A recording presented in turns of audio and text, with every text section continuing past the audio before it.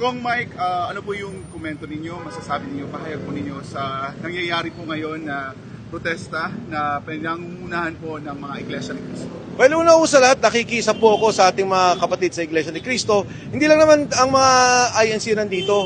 Kahit kami nandito, kami yung organisasyon namin. Nandiyan kami, nagsasama-sama ngayon lahat.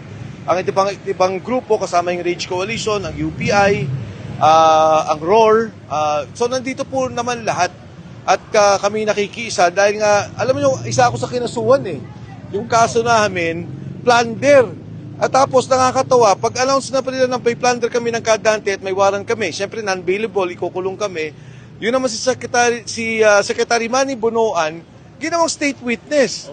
Kaya nakakatawa talaga yung klase ng ustisya na nakikita natin ngayon na panggigipit talaga doon sa mga nagsasalita laban sa korupsyon. Habang yung mga korap, sinasabi lang contactos, wala kang narinig na investigasyon, wala kang narinig na kinakasuhan. Sir, sa tingin nyo, tatagal po ito ng ilang araw, ilang linggo, in case na hindi makikinig ang pamahalaan sa panawagan ng taong bayan? Sa akin palagay, alam mo, marami na rin galit talaga Kahit naman sa Metro Manila, negative 31 na nga ang tinitingnan natin dissatisfaction ng mga tao. Hinihintay lang nila talaga na isang malaking pagkilos na talagang hihinto lahat. No? Hihinto yung ating bansa, magkakaroon ng pagkilos at pagsigaw na talagang ilabas na tong korupsyon at talagang tugunan. Kasi siguro hindi ko na masabi, galit na talaga yung mga tao. Biruin mo, tagal-tagal na, mag-iisang taon na magmula na nagsalita na dapat na parusahan yung mga na-involved sa korupsyon. Pero hanggang ngayon wala tayong nakikita. Lahat na nga halos ng mga na-involved talaga, naging state witness pa. Tapos yung nakikita natin ngayon, yung pamimili nila ng hustisya, batay sa kanilang politika. Kung sinong kalaban, ikukulong, at yung mga kakampi naman ay pinagtatakpan. Sir, yung panawagan po ninyo sa government? Ako, yung panawagan ko sa gobyerno, maawa na sila sa bayan, maawa na sila sa bansa. Hindi na tama yung nangyayari dito sa ating bansa sa ngayon. Humihingi ang tao ng hustisya, humihingi ang tao na magkaroon talaga ng katotohanan, lumabas ng tama. Kay BBM? Ako naman, dati ko pa sinabi kay Pangulong BBM na yung kasi ng kanyang liderato na sinasabi na nga natin, yung korupsyon na nakita natin, nakaugat sa kanya, sa pinakamataas na pwesto, kay Speaker Martin Romualdez, na hanggang ngayon walang kaso. Dati sabi lang may dalawang senador, si Senator Joel Villanueva, may kaso daw, Senator Chis Escudero, nung nagkabaliktaran na wala na, yung isang hindi bumaliktad, si Senator Jinggoy nanindigan, kinulong naman nila. At ngayon nga si Senator Marcoleta, wala akong nakikitang involvement talaga, walang kaso na pinag-uusapan, pero yun, non-bailable ulit at plunder. At doon nga, nadamay na rin ako. Kung Mike, ano po yung komento ninyo, masasabi ninyo, pahayag po ninyo sa nangyayari po ngayon na protesta na pinangungunahan po ng mga Iglesia ni Cristo? Well, una sa lahat, nakikisa po ako sa ating mga kapatid sa Iglesia ni Cristo. Hindi lang naman ang mga INC nandito. Kahit kami nandito, kami yung organisasyon namin. Nandiyan kami, nagsasama-sama ngayon lahat. Ang ibang grupo, kasama yung Rage Coalition, ang UPI, ang ROAR.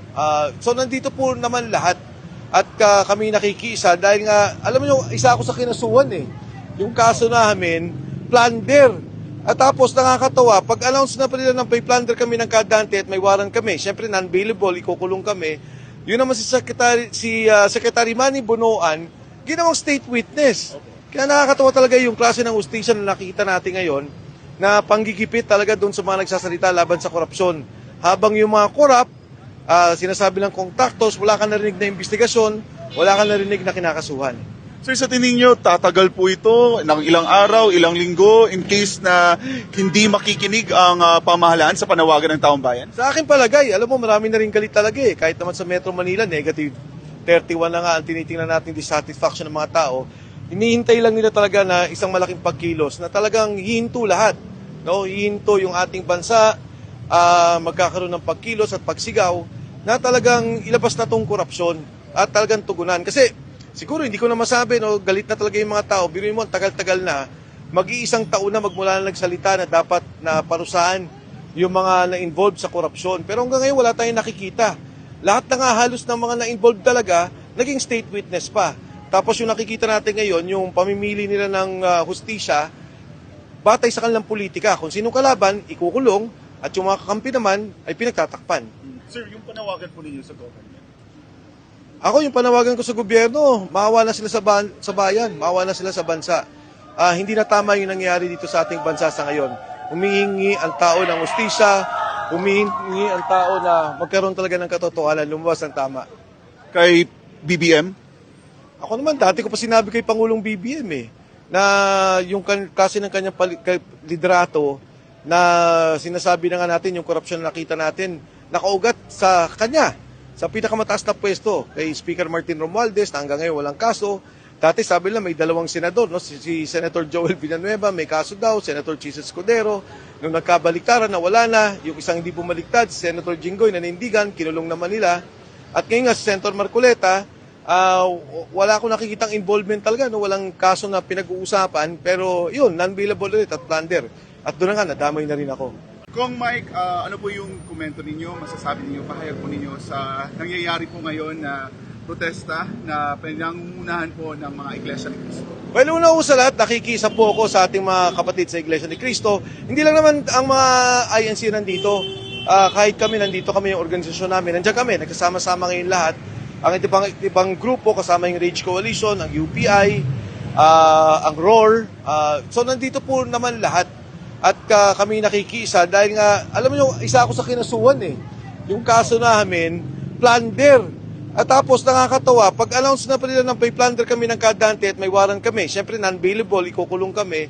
Yun naman si Secretary Manny Bonoan, ginawang state witness. Kaya nakakatawa talaga yung klase ng ustisya na nakikita natin ngayon na panggigipit talaga doon sa mga nagsasalita laban sa korupsyon. Habang yung mga korap, sinasabi lang contactos, wala ka narinig na investigasyon, wala ka narinig na kinakasuhan.